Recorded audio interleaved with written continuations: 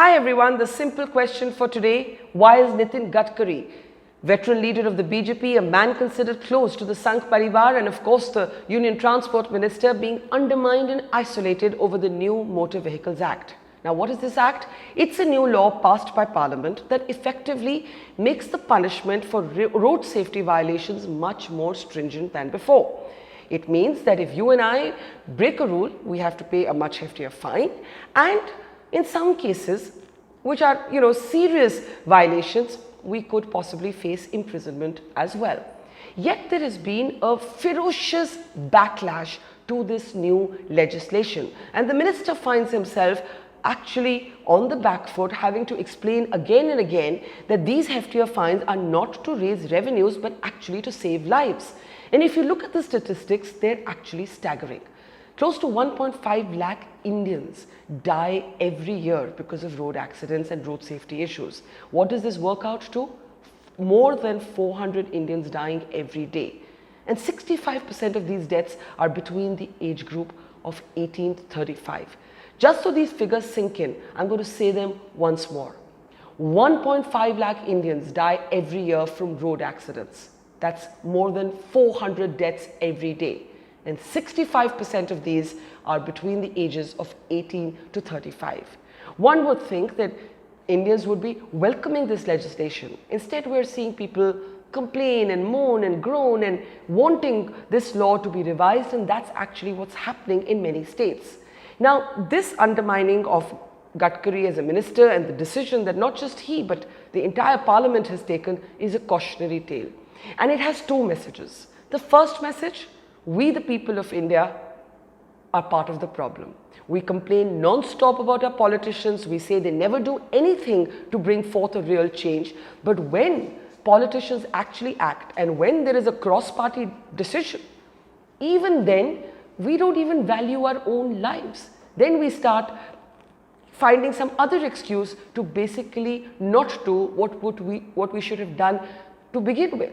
Now, of course, in an ideal world, if we had a greater sense of civic duty, you should not have needed these fines or this threat of imprisonment. But the fact is that we've all been guilty at some point of some or the other violation, not wearing a seatbelt, not wearing a helmet. And in many cases, the violations are much more egregious, much more grave, like drunk driving or speeding or racing, that can actually result in the death of others and sometimes of people we love, or sometimes even injury and harm to ourselves.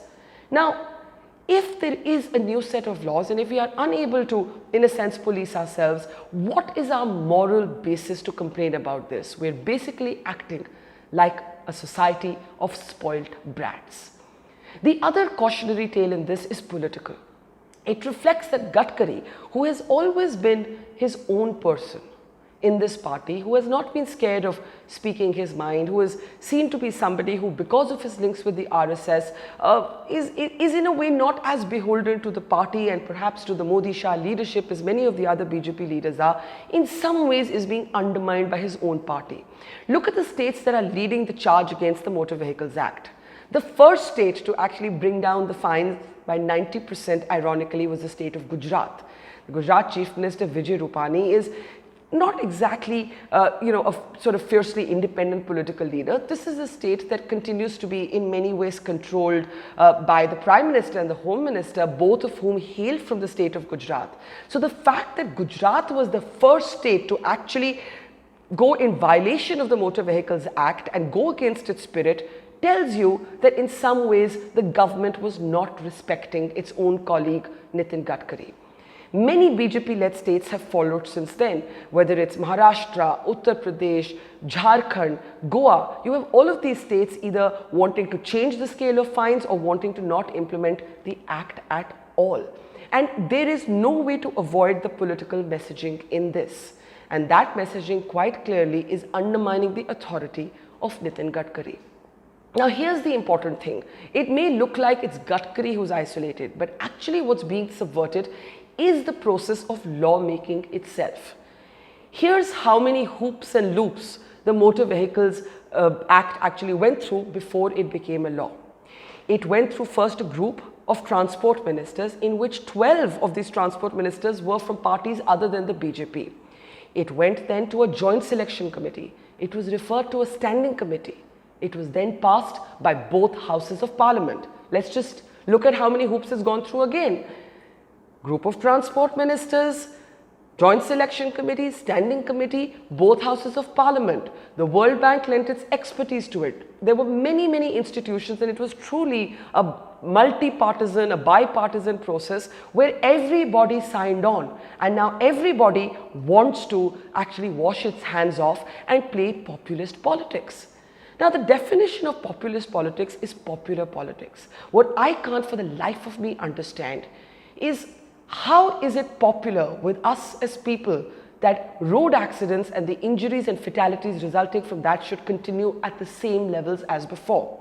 Nitin Gadkari is known for his candor, and he's known for being a doer and a performer in the government, and nobody takes that away from him.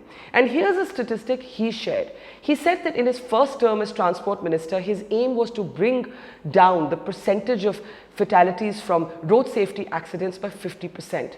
But he found that he was only able to bring them down by 4%. Now, when our lives are at stake, do we really want to complain about paying 1,000 rupees instead of 100 rupees?